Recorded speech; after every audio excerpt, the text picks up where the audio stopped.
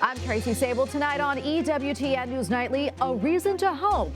Israel and Hamas appear to be inching toward a deal to release some of the captives. We talked to a former Israeli hostage negotiator. Down to business.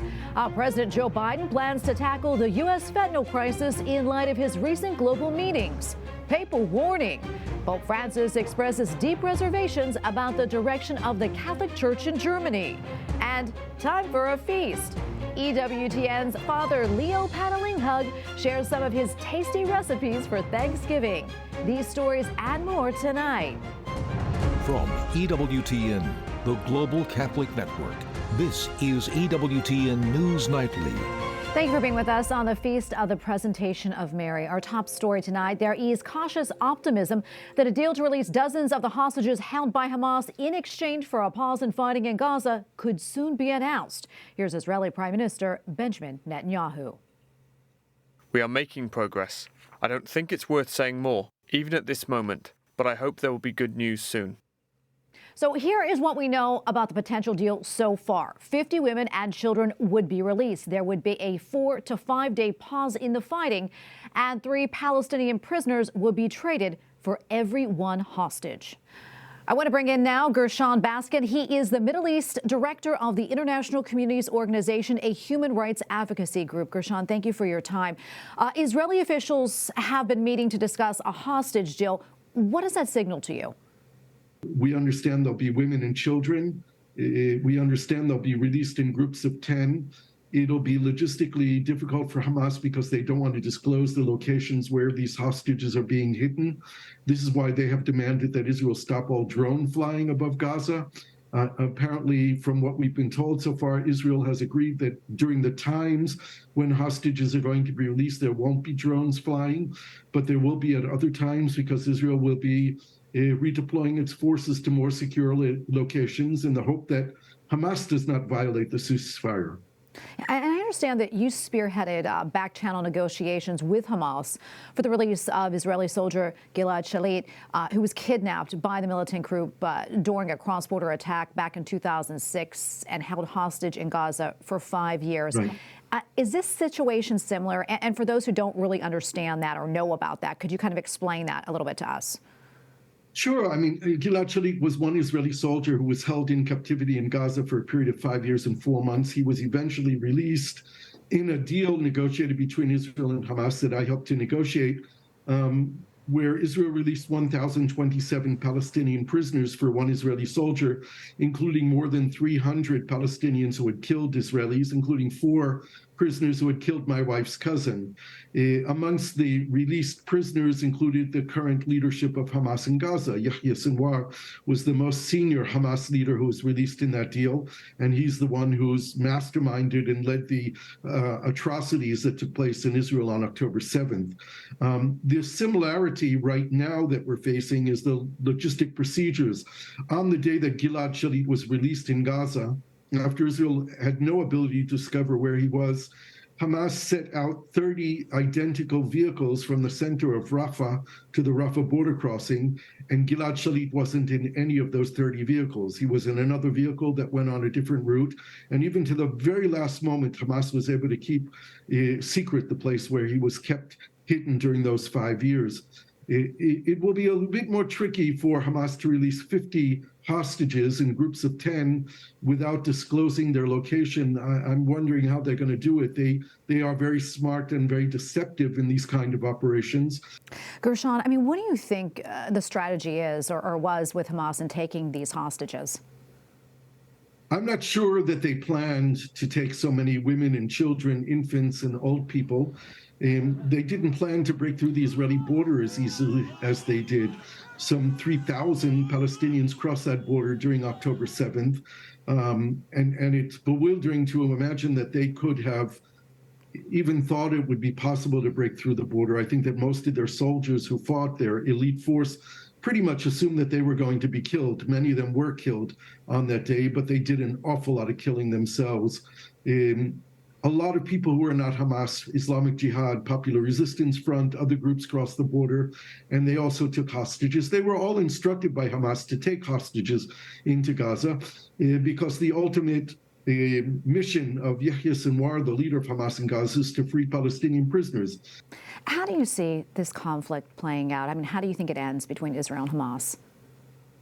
Well, I think that Hamas will no longer be in power in Gaza at the end of this war. There's no scenario where the leaders of Hamas are alive at the end of this war. The big question is, how do the Israeli people and the Palestinian people manage to overcome the traumas that we've experienced? The Israelis, the biggest trauma since the Holocaust, and without comparison for the Palestinians, the biggest trauma since their Nakba tragedy of 1948. We need a new generation of Israelis and Palestinians who are going to have what I've been calling our Belfast moment, the moment when we stand up and decide to look forward and say no more. We have so much history of killing and suffering and damage and destruction. We really need a new generation of leaders who are going to stand up and say we have to create a different future. Gershon, thank you so much for your time and for your insights. We appreciate it. My pleasure. Thank you. Regarding the hostages possibly being freed, President Joe Biden told reporters this morning, we are now very close, and he added things are looking good at the moment. White House correspondent Owen Jensen reports. Owen? Tracy, good evening to you. President Joe Biden made those comments just before convening a meeting with members of his cabinet on the deadly drug fentanyl. Now, you could tell just by his tone, he was very cautious about revealing any more possible hostage deal details. With members of his cabinet seated near him in the Roosevelt Room, President Joe Biden tells reporters, "We're now very close, very close. We could bring some of these hostages home very soon." The president cautiously optimistic. He did not want to get ahead of himself. But I don't want to get into the details of things because nothing is done until it's done. And we have more to say, we will, but things are looking good at the moment. Meanwhile, family members of the hostages pleading for their release, desperate and heartbroken. Talk of deals making their pain worse. Liz Hirsch-Naftali calls it an emotional roller coaster and won't believe any deal until she actually sees the hostages come out. Among them, her 3-year-old niece. When I think about that on Friday is Abigail's 4th birthday and that she should be home with her family and with her sister and brother. And at the U.S. State Department today, this update on the hostage situation and whether any deal is imminent. The implementation and execution of an agreement, should one be reached, requires the cooperation of Hamas, a terrorist organization. So it's why we're always hesitant to say too much about what will happen before it has happened. While the White House works to free the hostages, President Biden also addressed the opioid epidemic, saying his administration is working intensely to address the threat, adding it demands global action. So we're pursuing strong international coordination to strangle the flow of these deadly drugs. President Biden also added, curbing the opioid epidemic is something every American can get behind, Republican or Democrat. He also said it's an issue hurting families in every state across the nation. At the White House, Owen Jensen, EWTN News Nightly. A group of pro-life Republican lawmakers from both the U.S. House and Senate filed an amicus brief to the U.S. Supreme Court. They are asking the justices to pass on reviewing a Fifth Circuit Court's decision that could curb access to the abortion drug mifepristone. Capitol Hill correspondent Eric Rosales joins us now with more. Eric.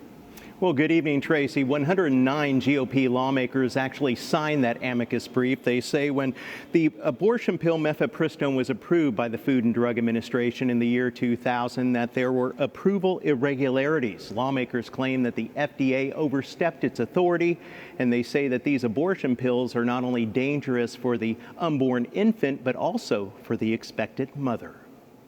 There's no way you can do a self-abortion. It's dangerous enough with an attending physician. Why on earth would we put these women at risk, home alone, to do this? Congressional Pro-Life Caucus co-chair Mississippi Senator Cindy Hyde-Smith led the group of GOP lawmakers who signed the amicus brief to the U.S. Supreme Court. It was authored by Americans United for Life. The letter states by approving and then deregulating chemical abortion drugs, quote, the FDA failed to follow Congress's statutorily prescribed drug approval process. Earlier this year, following directives by President Biden, the FDA announced the loosening of safety requirements to allow retail pharmacies to distribute the chemical abortion drug mifepristone by prescription. The chairman of the USCCB's Committee on Pro-Life Activities issued a statement, which reads in part, quote, "The Catholic Church is consistent in its teaching on upholding the dignity of all life. We decry the continuing push for the destruction of innocent human lives and the loosening of vital safety standards for vulnerable women." The DOJ is also urging the High Court to make it easier to access abortion drugs through the mail. Senator Cindy Hyde-Smith authored a bill to ban it, but Democratic leadership refuses to bring it to the floor for a vote. And talking to my friends that are OBGYNs, you know, they say when that woman swallows that pill, she has no idea what's about to happen to her body. GOP lawmakers agree that defeats have taken place in the pro-life community with the past elections, but they say that they still believe it's through education and through technology like sonograms, where the expected mother can actually see the heartbeat of the child, the unborn child, and the hands and feet, that they believe that the right decisions will be made. At the Capitol, Eric Rosales, EWTN News Nightly. Well, according to authorities in the Republic of Congo, at least 37 people have been killed in a stampede at a stadium. Crowds of young people lined up for a military recruitment event in the face of 42% youth unemployment in the Central African nation. A public prosecutor says an investigation will be launched and all further recruitment operations have been suspended in the city until further notice. We have a lot more still to come here on EWTN News Nightly, including papal warning. Pope Francis reveals deep reservations about the direction of the church in Germany. We have the latest, and how a Catholic aid group is calling attention to the global persecution of Christians.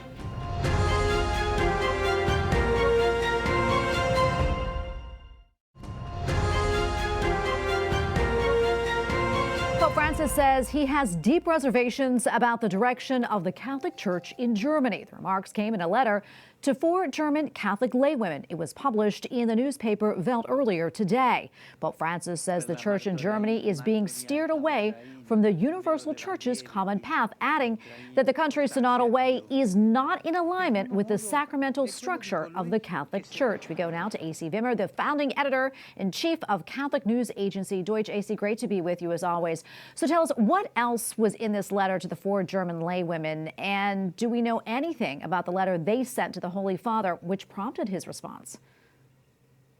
Thank you, Tracy. It's great to be here. Yes, we do know, and we've also spoken to the women who received the answer from the Holy Father just in the last few hours, Tracy. And there is a picture here forming of deep concern by the Holy Father, although it's one that we're familiar with. He raised it first in 2019 in his letter to the pilgrims of the church in Germany, the German Catholics, and he's reiterated those concerns repeatedly, as I'm sure your viewers know. He's called the German synodal way elitist and neither helpful nor serious in the past. And now he's sort of, honing in on a particular issue.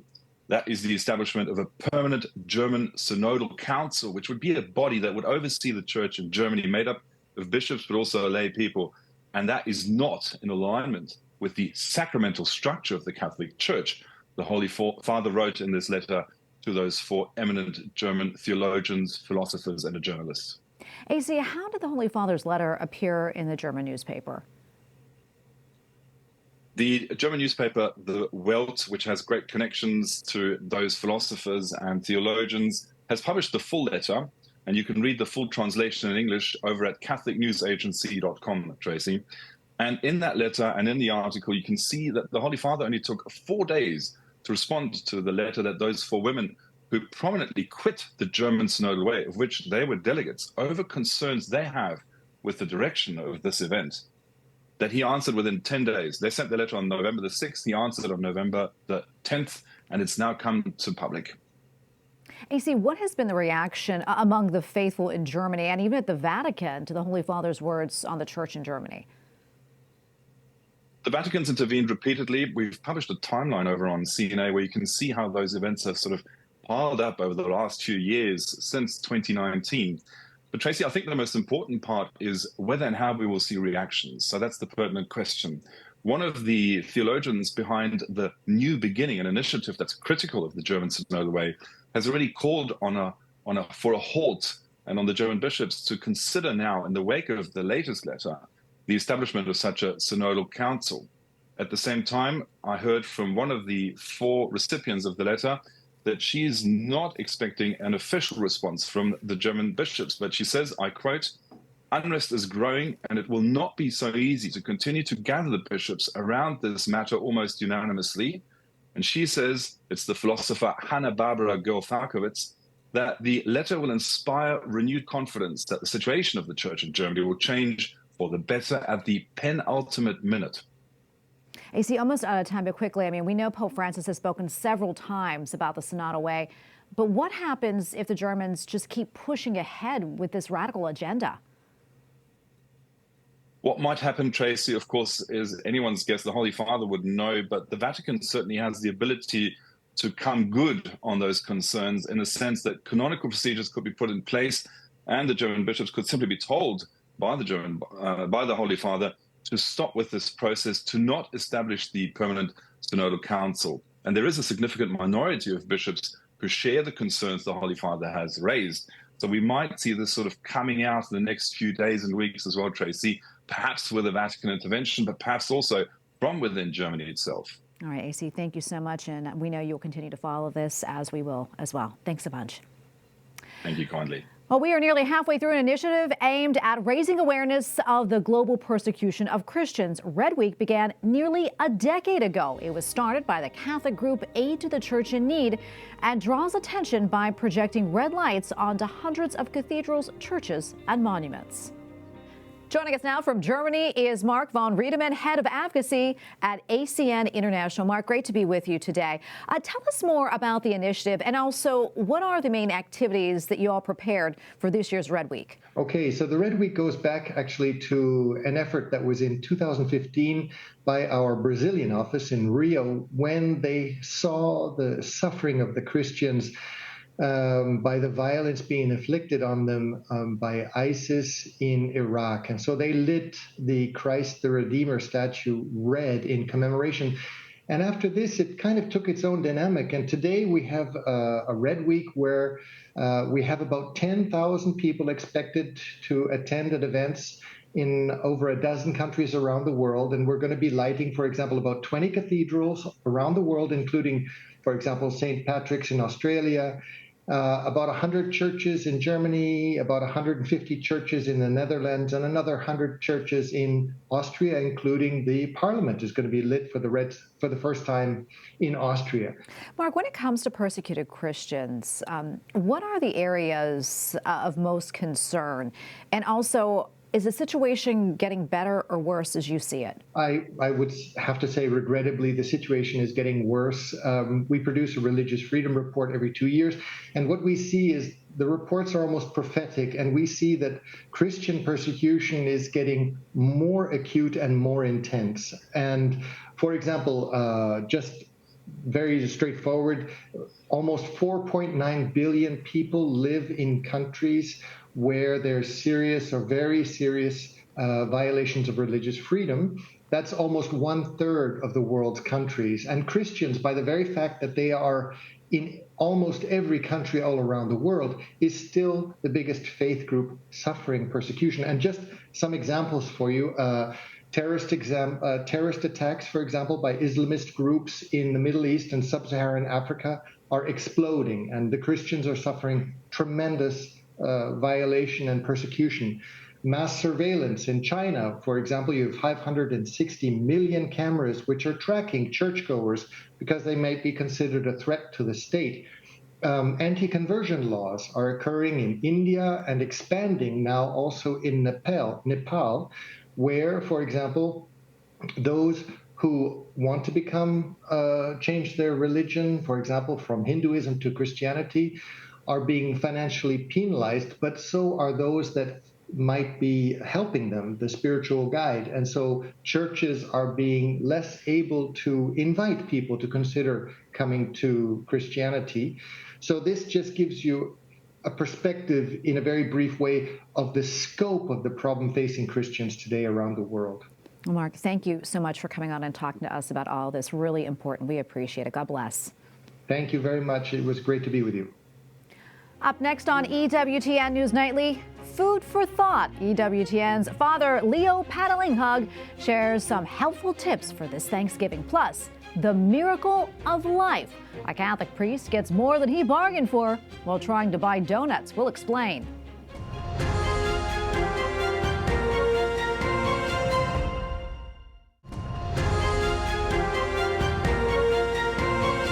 Welcome back. While Thanksgiving isn't technically a religious holiday, the feast and its meaning share a deep connection with the Catholic faith. The term Eucharist is derived from the Greek word Eucharistin, which actually means thanksgiving. That Greek word can be found in the New Testament, referring to a Jewish blessing often during a meal proclaiming God's work of creation, redemption, and sanctification. And here to reflect more on the meaning of Thanksgiving is Father Leo Patalinghug, Catholic priest, author, speaker, award-winning chef, and host of Savoring Our Faith right here on EWTN. Father Leo, great to have you back. As we approach the holiday, let's talk more about Thanksgiving and this connection to the Eucharist, the source of our spiritual nourishment.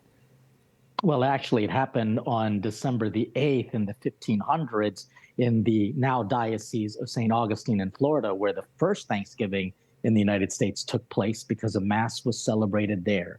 That preceded, obviously, almost 100 years prior to what we now traditionally know as Thanksgiving that happened, say, in the northern part of America. And we just know that for us as Catholics, Thanksgiving happens every time we remember Christ in the Eucharist, which for us is a perpetual giving thanks to God for all the blessings he's given to us. Father Leo, how would you encourage Catholics to approach this holiday and also, share their faith with those that gather around with them? Well, it's an interesting time in our nation's history and even our church's experience of faith because there are just so many challenges. But what I always want to remind people is that if we actually count our blessings, they always outweigh more than what the challenges are in our life. And strangely enough, the things that we're grateful for actually give us challenge. And so we always have to take this as not as an emotional celebration, but truly a deeply spiritual one where we're always connecting our life to the cross, where the challenges in our life can actually be blessings if we put those challenges in God's hands. And so we got to approach it spiritually by going to Mass, making sure that we do charity for others, and then always making sure that we invite God to the dinner table because he's not only the premier guest, he actually is our sacred meal in the Eucharist. Yeah, so important to remember. I want to talk turkey now. When it comes to food, Thanksgiving is kind of like the Super Bowl of meals, I think. So if you don't mind, can you share maybe some of your favorite dishes and maybe what you'll be serving up or eating this year? Yeah, first of all, I'm serving no drama. So get rid of all of the drama that happens oftentimes in preparing the meal. Keep things simple and make sure that we're providing food that's not going to go to waste. And for me, I always like to make sure that while I'm super big into the turkey, I like to make turkey breasts and I wrap them in bacon because it's just much more moist, much more delicious. And I know that always goes quicker than, say, the rest of the turkey itself. But I'm also making sure that I use this time of Thanksgiving, and I'm working with the Missionaries of Charity in Baltimore and the Franciscan Center in Baltimore, and we're also going to be distributing a lot of food to the homeless in the area. That is so nice. Speaking of that, talk to us about your food truck. What's the latest there? Well, the latest is that we finally got it out of the shop. It's such a challenging thing to have a restaurant on wheels. We're having always constant difficulty with finding the right employees. But during the months of December through March, we actually, while we don't have a lot of food truck events, we actually donate our time and all of our resources to feed the homeless in the area, especially hot meals in the winter months. And so that's why we're actually doing a little bit of a drive to raise some money so that we can do our charitable work. People can simply go to platinggrace.com, learn all about it, and hopefully support us with some donations so that we can do the good work of feeding people. Yeah, you do amazing work there. We probably have about 30 seconds left or so, maybe give or take. But before I let you go, any quick and easy side dishes or desserts that you can suggest if someone maybe has to bring something to a Thanksgiving dinner that someone is hosting? Just asking for a friend here, Father Leo. Well, fresh fruit is always a very welcome dish, especially when the food is so heavy. And I just simply recommend taking a lot of cut fresh fruit and combining it with some lemon, some mint, and some sugar, and letting the fruit marinate in that. and then just serve it with a little bit of whipped cream. You can't go wrong with that. I love it. It sounds so delicious. I'll keep that in mind. Father Leo, great to be with you. Thank you so much, and God bless you, and have a wonderful Thanksgiving. And same to you. God bless all. Well, finally tonight, a Catholic priest in Washington State recently left the rectory to buy donuts for a marriage prep class, and instead, guess what? He was part of a special delivery. Father Jesus Mariscal says that he heard a homeless woman calling for help. Well, turns out she was in labor and about to have her baby. Father Mariscal helped to deliver that beautiful little baby, and then his brother. They have been born several weeks premature. Father Mariscal says that he visited the two children, and they are doing fine. Congratulations, and God bless them and their mother. And we thank you for watching tonight. Remember, you can follow us on social media, Facebook, X, and Instagram at EWTN News Nightly. I'm Tracy Sabol. Good night, and God bless.